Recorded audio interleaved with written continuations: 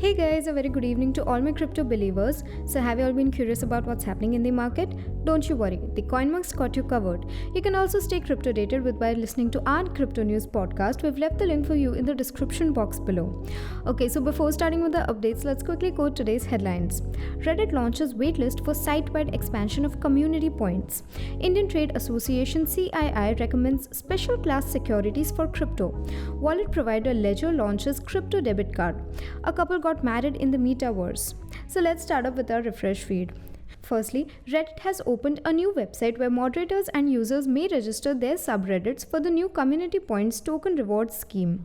Reddit has created a queue and a separate website for the planned site-wide extension of its Ethereum-based Community Points token reward scheme.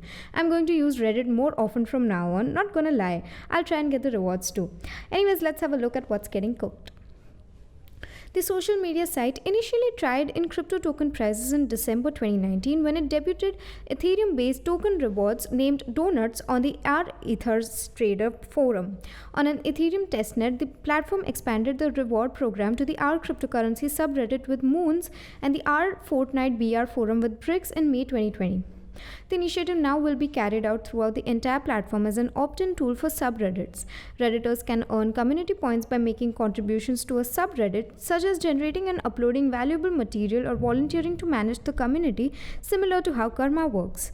Reddit is highly encouraged to use care while the points are still in testing. Selling, swapping, or trading points is against the site's terms and conditions. Reddit stated this kind of behavior is very risky while points are on a testnet. Points can be lost or they may not be migrated over to the main Ethereum network. Each participating subreddit will be allowed to develop special memberships which users will be able to purchase with their points. These subscriptions grant access to the features such as badges, GIFs, and animated emoticons. The program will also include a weighted polls feature which will offer users with more community points and hence more active contributions to the subreddit a greater voice. Community points are a measure of reputation in your community, the new website states. They're shown next to usernames in the subreddit, so the most active contributors stand out. Tokens will be saved in their own vault on the Reddit app where they may see, send, and utilize the community points. Users may take their reputation and embed it everywhere on the internet because the points are stored on the blockchain. So moving forward, the Confederation of Indian Industries CII has proposed that cryptocurrencies be regulated as special class securities as part of continuing negotiations on how to regulate crypto assets in India.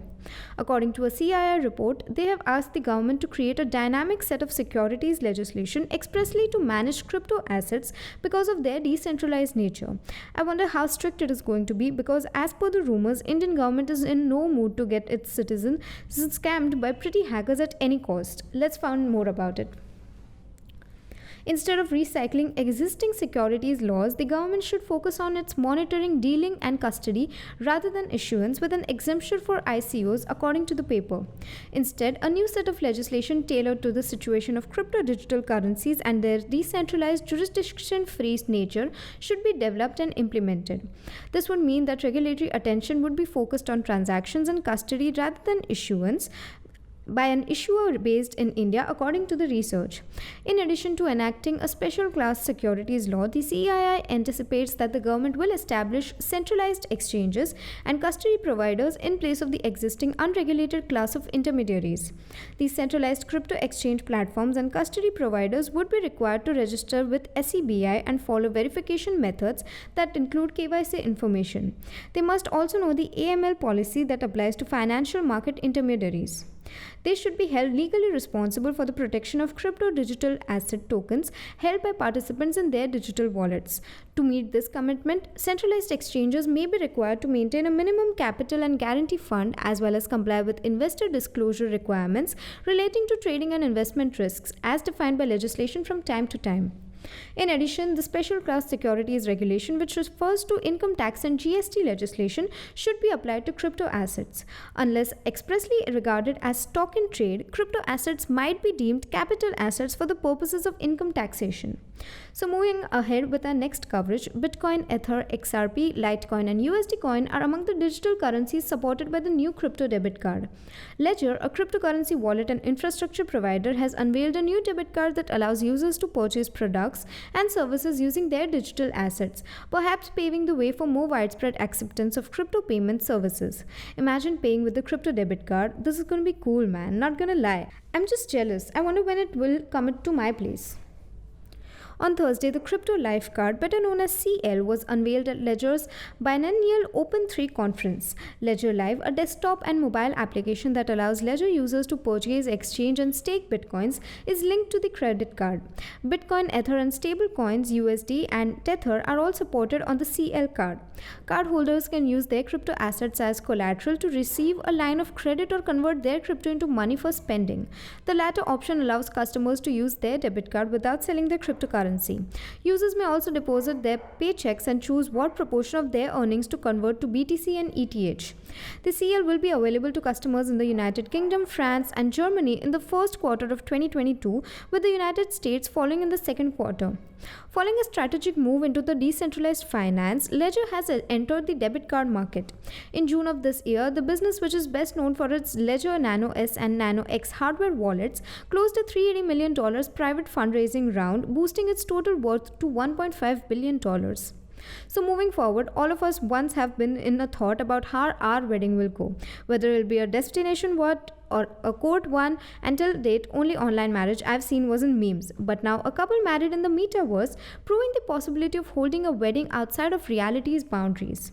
For their metaverse wedding, Dave and Tracy Gagnon had avatars created based on personal photographs and their wardrobe to their in-person ceremony. Let's take a dive into the story. Tracy and Dave Gagnon met on the cloud, so it was only natural that their wedding would be held there as well.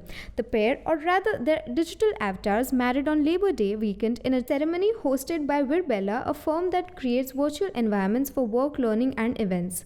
Miss Gagnon's avatar was escorted down the aisle by her close friend's avatar. Mr. Gagnon's avatar stood there watching as his friend's avatar walked up to the platform and gave a toast. Finally, 7-year-old twin avatars danced at the reception. Technology is being utilized in ceremonies more than ever before due to the COVID-19 epidemic. There have been Zoom marriages, and some in-person ceremonies now include a broadcast component for those unable to attend. Last year, a couple whose wedding was postponed due to the epidemic held an illegal ceremony within the famous video game Animal Crossing. There are no boundaries, said Sandy Hammer, co-founder of All Seated, a company that develops digital wedding planning tools. The corporation is putting money into the metaverse by producing virtual replicas of real-world event sites like New York's Plaza Hotel. In the metaverse, you might as well let your creativity run free if you really want to accomplish anything unusual. They're going to take their pals on a space rocket, Miss Hammer added, imagining wedding parties digitally traveling around the world. For example, a bride can send her guests into the metaverse by saying, "I want my morning session in Italy and my evening session in Paris." The Gagnons had a type of hybrid wedding. The pair married in person on September 4 in Atkinson Resort and Country Club in Atkinson, New Hampshire, where they live, in a ceremony officiated by David O'Leary, a friend and colleague ordained by the Universal Life Church, while also having a virtual marriage in Virbella. They broadcasted their wedding to those who couldn't attend in person. Guests of the virtual ceremony were expected to use a computer and download software before creating an avatar. At present, it's anyone's guess how the immersive virtual world known as the metaverse will alter the traditional wedding. However, the prospects of having an event outside of reality's constraints are intriguing enough to contemplate. So we would now wind up with the assessment for today evening and meet you all tomorrow with even more interesting stuff. Until then, you may consider joining our Telegram channel for free crypto signals, visit our blog linked below for guides, reviews and tutorials, and subscribe to the channel and get daily updates about the crypto market. Lastly, with this little favor of CoinMonks, we hope you stay updated. Thanks for watching and have a nice day ahead.